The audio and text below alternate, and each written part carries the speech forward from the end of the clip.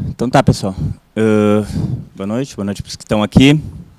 E boa noite, ou minhas saudações, né, para aqueles que estão em casa e estão nos assistindo nessa nossa palestra, ou, na verdade, uma conversa que a gente vai ter a respeito da improbidade administrativa, da lei de improbidade administrativa, onde nós vamos colocar alguns pontos principais, especialmente para quem está fazendo concurso, para quem tem interesse em concursos públicos. Vamos bater aí naquelas questões principais e que surgem mais normalmente em relação à improbidade administrativa, em relação às questões, tanto o direito constitucional quanto o direito administrativo, que surgem nas provas, né, quanto à improbidade administrativa. Uma satisfação estar aqui na SMAF. Para os que não sabem, a SMAF ano que vem está completando 20 anos.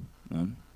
E é muito legal ver isso para quem fez parte, né, faz ainda, mas fez com mais intensidade parte dessa história. A SMAF começou a surgir a ideia da SMAF mais ou menos em 95. Naquela época começaram a surgir os cursinhos, né, os cursos para concurso, né, porque antes disso só havia o curso da Juris, que foi o que eu fiz, aqui no Rio Grande do Sul, havia o curso da Juris do Ministério Público. O pessoal fazia um curso ou outro.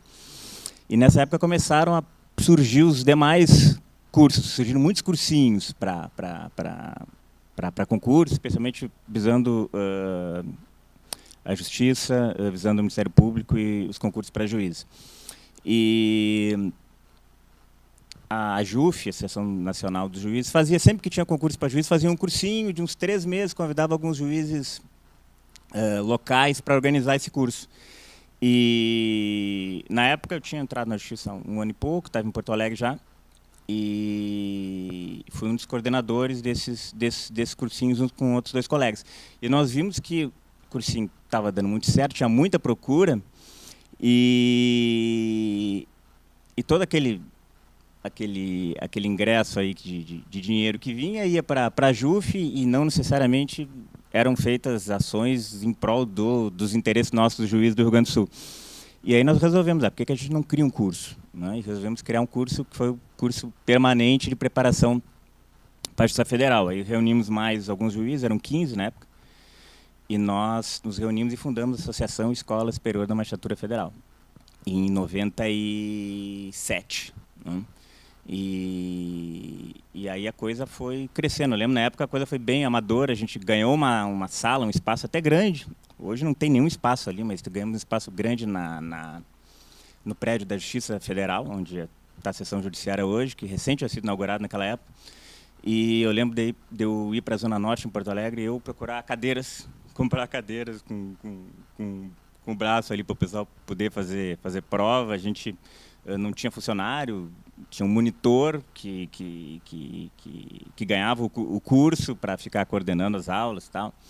E a coisa cresceu muito, e vários desses cursos daquela época não conseguiram se manter. A SMAF se manteve, e depois, quando foi criada a JUFERGS, Associação dos Juízes Federais do Rio Grande do Sul, aí a SMAF foi incorporada para a JUFERGS, deixou de ser uma associação, passou a ser um braço da JUFERGS, e é hoje o que é. Né? Mas, enfim, vamos ao nosso assunto. Por que falar em improbidade administrativa em tempos de operação Lava Jato? Primeiro, pela importância da Lava Jato. Não é? Creio que 80% da população e 99% dos juízes, especialmente os federais, são favoráveis e felizes, satisfeitos com essa operação.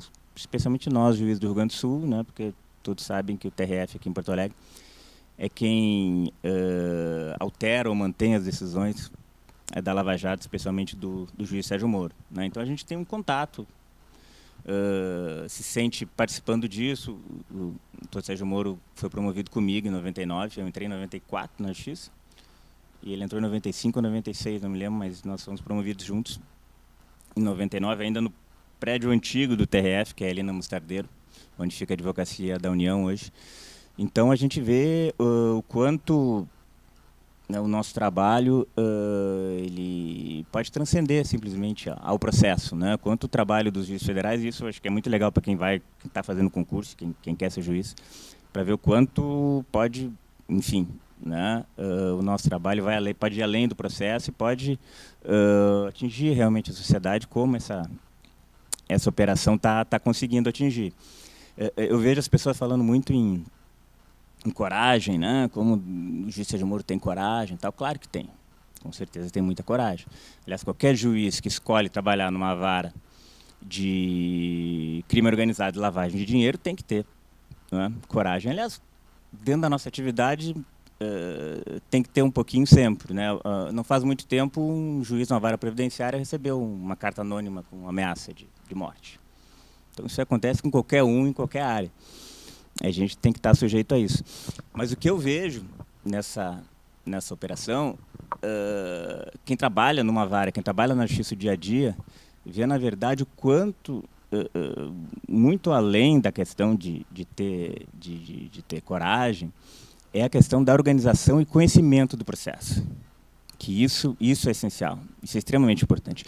Uma operação dessas, né, nós estamos falando de uma vara que tem aí 38 vezes, não lembro bem qual fase que está, mas está na 30 e poucos. Isso aí torna uma vara, se o juiz não conseguir levar de forma organizada esse processo, isso aí torna uma vara inviável. Absolutamente inviável, porque não é aquele processo. Ele tem aquele processo e mais 3, 4, 5 mil para levar. Né? E a coisa na vara tem que ser muito organizada. É um processo com dezenas de incidentes, com advogados querendo conversar com o juiz todos os dias, com uma série de questões que surgem, muitas vezes alguns até tentando criar algum certo tumulto, uma certa nulidade. Então é muito difícil para o juiz. O juiz tem que conhecer muito o processo para não pisar na bola, né? Ainda mais no caso desse, em que toda vírgula é analisada e sai na imprensa. E tem que organizar muito bem a vara, tem que ter muita capacidade de trabalho para que a vara não fique inviabilizada, né? Eu lembro de um caso que eu tive. Quando eu falo um caso que eu tive, é um processo que eu fui juiz, né, deixando claro. De um processo crime, eu trabalhei no crime já várias vezes, em que teve uma operação 9 meses. Foram 9 meses de oitiva de interceptação telefônica. E naquela época eram gravados em CDs, né? Então a polícia fazia as gravações e ia me entregando os CDs. E 9 meses de conversa, eram 5 ou 6 réus. Tanto é que no dia que a operação foi deflagrada, eles foram em 40 pontos diferentes, em mais de uma cidade. E eu lembro que eu andava de carro, ia para a praia, nas férias, para Florianópolis, com um CD enfiado no carro, ouvindo aquelas interceptações. E andava no Walkman, né? Era Walkman na época, acho que vocês não são tão novos, assim, lembram que existiu um Walkman, né? E com o CD, com o Walkman, ouvindo aquelas conversas o tempo inteiro. E lembro que aí no dia da audiência, foram mais de 40 testemunhas, foi mais de um dia de audiência, eu conhecia cada um pela voz. Sabia quem era, o que tinha dito, o que tinha falado. O pessoal ficou com o olho regalado, assim, porque não esperava algumas perguntas e disseram algumas coisas que eu sabia que estava gravado ao contrário. Então, foi um processo que o juiz dá atenção especial, não que não vai dar para os outros, mas era um caso especial. Então você tem que trabalhar, você tem que estudar, senão a coisa não anda. E o que a gente vê na Operação Lava Jato é que o que sai na mídia, invariavelmente, é o processo criminal. Fala em Lava Jato, imagina o processo criminal, o juiz Sérgio Moro. Não é? Por quê? Porque as pessoas gostam de ver, e o que sai na TV são as prisões, são as condenações, né? E não é só isso. Não é só isso. Ao lado, né, de forma paralela a essas ações criminais, existem as ações cíveis de improbidade administrativa, né, que correm no juízo civil de forma independente, quase que absolutamente independente, sobre os mesmos fatos, com penas diferentes, e muitas vezes a ação de improbidade ela pode ser mais gravosa, pode ser pior para o réu do que a própria ação penal. Até agora, em relação à Lava Jato, e daqui a pouquinho eu já vou entrar na matéria com vocês, especificamente, mas falando ainda da Lava Jato, tem 7 ações, foram ajuizadas 7 ações de improbidade no Paraná. 5 ações envolvendo Paulo Roberto Costa, Alberto Sef e várias empresas, aquelas que vocês estão acostumados a ouvir nome, né? Engemix, Galvão Engenharia, Mendes Júnior, Camargo Corrêa.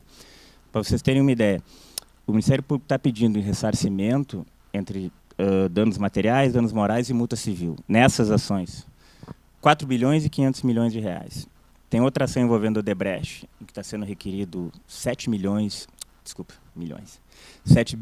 de reais de ressarcimento. E uma terceira ação envolvendo o deputado Eduardo Cunha, a mulher, a filha e mais outras pessoas relativas à exploração de petróleo em Benin, na África, onde está sendo pedido ressarcimento de 420 milhões de reais. Né? Isso ressarcimento, fora as outras penas que a gente vai ver aqui que existem. Então a gente... E não se ouve muito pouco falar nessas ações. A legislação brasileira ela é muito severa com relação à legislação sobre improbidade e com relação à corrupção. Por quê? Porque ela segue tratados internacionais. Existem vários tratados internacionais em relação à corrupção, em relação à improbidade administrativa, que envolvem processos criminais, mas não só processos criminais. E o Brasil é signatário de muitos desses tratados, onde se exige que os países tomem efetivamente as devidas providências em relação à improbidade administrativa e dentro disso, com foco especial para a corrupção. Então, a gente tem na Constituição a moralidade como um dos princípios da administração, no artigo 37, como vocês sabem. Né? Todo ato de improbidade administrativa é um ato imoral, mas não necessariamente o ato imoral é um ato de improbidade administrativa. A improbidade administrativa, na verdade, é uma parte da moralidade, a parte talvez mais grave, mais severa da moralidade, mas nem todo ato imoral é um ato de improbidade administrativa. Um servidor que distrata uma pessoa do público, por exemplo, que vai pedir uma informação, ele está ofendendo a moralidade pública, é um ato imoral, mas não é um ato de improbidade administrativa. Não, o ato de improbidade administrativa são os atos que estão previstos na lei de improbidade administrativa, que a gente vai ver de forma rápida daqui a pouquinho. Então, nós temos o capítulo 37, falando de moralidade. Nós temos o artigo 37, parágrafo 4º, que é o que fala especificamente, não traz o conceito, mas fala de improbidade administrativa, e diz que a improbidade administrativa está sujeita à perda da função pública, à suspensão dos direitos políticos, à indisponibilidade de bens e ao ressarcimento ao erário, 37, parágrafo 4º. Nós temos depois o artigo, o 15º da Constituição, né, que traz a suspensão dos direitos políticos, caso de suspensão dos direitos políticos, e entre eles a improbidade administrativa. Então, nós temos já várias previsões constitucionais relativas à improbidade administrativa. Depois nós temos a legislação eleitoral, que é rígida com relação a isso, a legislação criminal também, que é bastante rígida, especialmente nos casos de corrupção. E nós temos o regime jurídico único, a Lei 8.112, que traz a improbidade administrativa como um dos casos sujeitos à demissão do servidor público. Então, não nos falta lei, nós temos muita legislação a respeito da matéria. Nós temos a ação popular, qualquer ação pode ingressar, qualquer cidadão pode entrar com a ação popular buscando anular um ato contra a moralidade pública. Nós temos a lei de improbidade. Então, tem muita legislação, né? Talvez o que falte é um pouquinho de consciência das pessoas, e principalmente dos agentes públicos, quando se fala em termos de improbidade administrativa e de realizar a sua atividade de forma correta, de forma proba. Né? Mas eu falei para vocês que, muitas vezes, os atos de improbidade administrativa e a lei de improbidade administrativa acaba sendo mais severa e pode ser até mais gravosa do que uma ação penal. Né? Talvez até não na Lava Jato, onde a gente tem penas provisórias, penas cautelares, prisões cautelares muito longas, né? Que não é comum num processo. Não estou dizendo que está certo ou errado, mas não é comum num processo penal, que as pessoas fiquem presas tanto tempo. E aí eu acho que nada vai ser mais gravoso ou mais penoso para um réu do que ficar semanas e meses preso. Mas Na maioria das vezes, um processo contra o sistema financeiro, um crime do colarinho branco, o que vai acontecer? O sujeito, se ele não tem antecedentes, ele vai responder o processo, normalmente vai permanecer com seus bens, vai ter no final uma pena que vai ser convertida em restritiva de direito, né? Então, nesse caso, muitas vezes, a pena na ação de improbidade acaba sendo pior para ele, acaba sendo mais severa para ele. E eu provo isso para vocês falando primeiro das medidas cautelares. Vou falar das penas da ação de improbidade, mas primeiro nas medidas cautelares. Existem 3 medidas cautelares na ação de improbidade. 3 medidas que podem ser requeridas pelo autor da ação, né, e deferidas ou não pelo juiz, já no início da ação, já no momento que a ação é apresentada. A primeira é a indisponibilidade de bens. Quer dizer, o sujeito permanece com a posse dos bens, mas eles ficam disponíveis. Quer dizer, ele não pode vender, não pode alienar, não pode dar em garantia esses bens. Para quê? Esse é um pedido cautelar que é feito no início da ação, e em regra é feito, né, que tem como objetivo o futuro ressarcimento. Quer dizer, senão o sujeito, o que acontece? O sujeito recebe a citação, não é? Sabe que passa a responder uma ação que vai pedir um ressarcimento de bens, quando chega no final da ação, daqui a 4, 5 anos, ele não tem bem nenhum. Não é?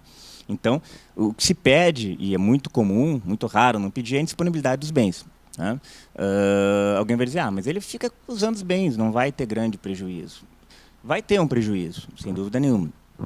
Primeiro, e é importante que fique claro, não vão se aplicar aqui as regras da impenhorabilidade. Quer dizer, seja o bem que for, esse bem vai ficar indisponível. Né? Não existem as regras aqui do bem de família, é o meu domicílio, não interessa. Esse bem não precisa nem ter sido adquirido como produto daquele ato de improbidade. Nem precisa ter sido adquirido como produto. Né? Por quê? Porque ele vai ter que ressarcir ao erário o prejuízo que ele causou. Certo? Ou devolver aquilo que ele ganhou ilicitamente, independentemente da origem do bem que ele tem. Então, ele pode ter recebido um bem por herança com 10 anos de idade, e esse bem é onde ele vive hoje, com a família, com os filhos, e ele vai estar sujeito à indisponibilidade. E, se for condenado, esse bem vai responder pela devolução ao erário. Então, essa é a ideia da indisponibilidade. E ele vai ficar muito tempo com esses bens indisponíveis. E essa é uma outra questão. Né? E se forem bens móveis, muitas vezes eles vão perder o valor. Um processo que eu fui juiz e que permanece, mas está com outro juiz hoje, porque eu deixei a cidade, ele envolve 3 agentes públicos e 9 ou 10 particulares. Né? Depois eu vou explicar para vocês que na ação de improbidade são réus tanto agentes públicos como particulares, e muitas vezes mais particulares do que agentes públicos. Né? Porque é um caso que envolvia empresas laranjas, e aí cada empresa tinha um proprietário, e eram 8 e 9, então tinha muita gente, eram 12 ou 13 réus nesse processo. E a maioria era particular, em que pese a ação de improbidade. E foi um processo muito complicado, os réus eram de fora, não se conseguia achar esses réus para citar, e tinham advogados que também não eram do Rio Grande do Sul, nem aqui da nossa região, e advogados que trabalhavam de forma, como eu vou dizer, enfim, que não facilitavam o trabalho nem o desenvolvimento do processo, não agiam de acordo com o princípio da cooperação, bem pelo contrário. Então, foi um processo muito complicado, tinha muitas testemunhas, é um processo em que teve uma perícia muito demorada, muito difícil, durou mais ou menos uns 4 anos. E no início do processo, nós decretamos a indisponibilidade de bens, esses particulares já tinham, e tem processo no Brasil inteiro, os bens deles já estavam disponíveis, mas o agente público da cidade, ele tinha uns 4 carros, uma bela casa na cidade e uma bela casa na praia. E todos ficaram disponíveis. O que aconteceu? Que depois de 4 anos do processo, o STJ, por uma questão bem processual e não cabe aqui discutir, em que pese discutível, suspendeu o processo e depois de um tempo ele anulou parte do processo. Ele anulou o processo desde o início da instrução. Quer dizer, o processo teve que voltar para a instrução. Só que o início do processo permaneceu. O ajuizamento do processo é a determinação cautelar de a indisponibilidade de bens. Então, em resumo, ainda está, eu acho que faz 10 ou 11 anos que esse processo está tramitando na primeira instância. E o sujeito está com os bens bloqueados até hoje, indisponíveis.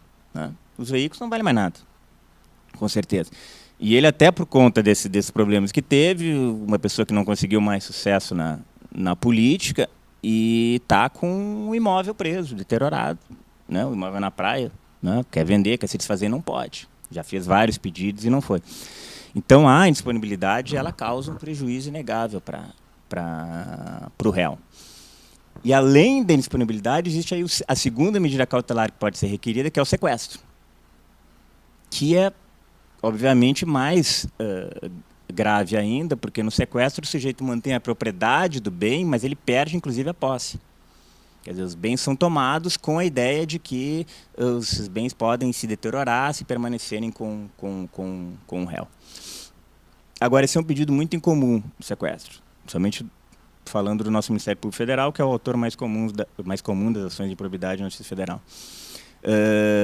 Por quê? Por que o Ministério Público não costuma pedir? Porque dificilmente o juiz vai dar.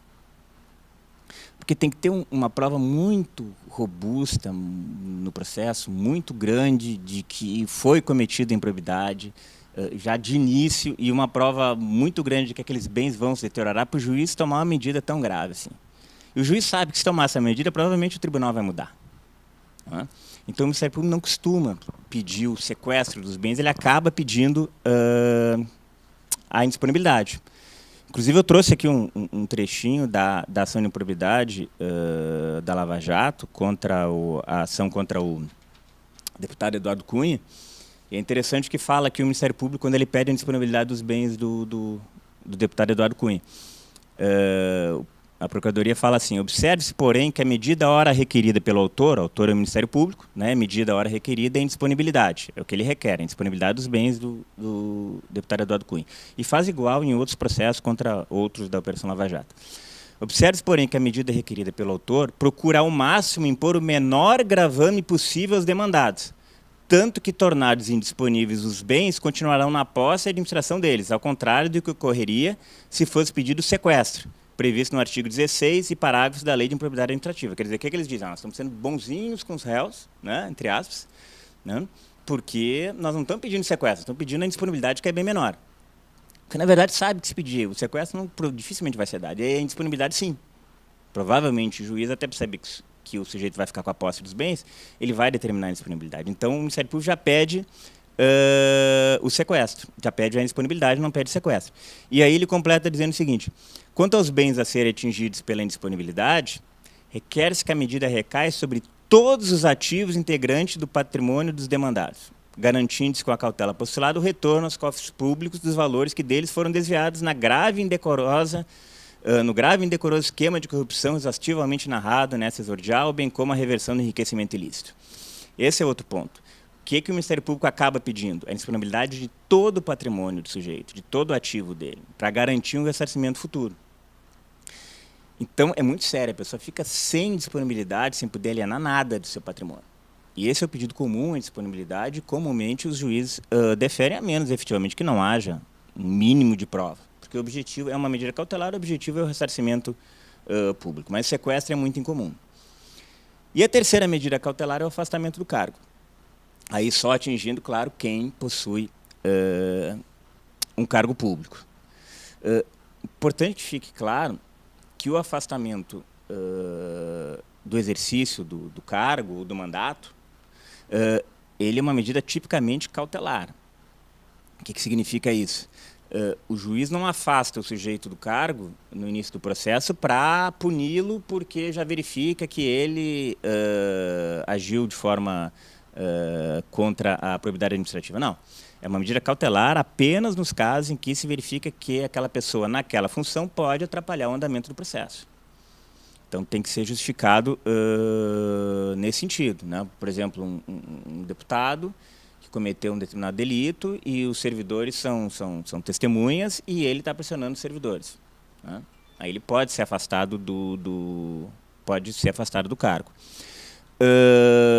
E tem que ter muito cuidado que o juiz, quando vai fazer essa determinação, se o sujeito tem um mandato eletivo. Não é? A jurisprudência é muito dura nessas situações, por quê? Porque diferente de alguém que faz um concurso público, aquele que tem um mandato eletivo, queira ou não, ele foi eleito, né, com base na soberania popular, por milhares de pessoas, né, e aí daqui a pouco um juiz vai simplesmente determinar que essa pessoa seja afastada do cargo, né, retirando aí aquilo que decidiu de forma democrática a população. Então, não que não possa, pode, né, mas tem que ter muito cuidado e os tribunais são bem refratários a essa situação. Mas é uma medida que acaba também sendo muito rigorosa o afastamento do cargo. Eu julguei um processo e desse eu posso falar, porque na época teve muita, se falou muito, saiu tudo que é jornal, televisão e tal. E, enfim, foi uma coisa bem pública. Em que aconteceu o seguinte, era um processo envolvendo uma ação de improbidade administrativa, ajuizada pelo Ministério Público Federal, contra, entre outras pessoas, o superintendente regional do INCRA. O que aconteceu? Em Nova Santa Rita, me parece, ao lado de Canoas, tem um assentamento muito grande sem terra, né? Não são mais sem terra, na verdade, eles são assentados, tem um assentamento enorme ali. E o Ministério Público afirmou o seguinte, que esses assentados, o que eles faziam? Na época do plantio do arroz, ao invés de plantar, eles arrendavam as terras para pessoas de Santa Catarina, plantadores de arroz. O pessoal vinha para o Rio Grande do Sul, plantava o arroz, levava de volta, vendia o arroz e dava uma parte para os donos da terra, né, que eram os assentados, né? Uma ideia que me parece completamente contrária ao objetivo da reforma agrária, né? O pessoal ficava ali esperando para receber o dinheiro, arrendava a terra. E se falou na época, estava no processo e tinha elementos demonstrando que o superintendente do INCRA participou disso e apoiava, enfim. E foi um processo também bem complicado. E eu determinei, na época, de início do processo, o afastamento do superintendente. E teve muita pressão, o Sem Terra, aí surgiram o Sem Terra, surgiu o MST e ficaram, acho que, mais de 10 dias assentados na frente do prédio da Justiça Federal, lá em Canoas. Inclusive, ali eles colocaram a célebre faixa, né, que eu tenho uma foto até que saiu na internet, no Clique RBS, né, dizendo o juiz Guilherme Pio Machado não gosta dos trabalhadores. Enfim, acredito que os trabalhadores eram eles, mas o fato é que estavam ali fazendo a pressão, aquela coisa, e teve muita repercussão isso aí, pelo afastamento do superintendente. Depois nós foi feito um acordo no processo e ele voltou e a coisa foi acertada. Fui o único que eu trabalhei que teve um afastamento de um ocupante de cargo. Mas o juiz pode determinar de maneira cautelar, tá? Só se considerar que ele pode atrapalhar o desenvolvimento do processo. E além das cautelares, nós temos aí as penas. Tá? As penas estabelecidas pela lei de improbidade, que são também bastante severas.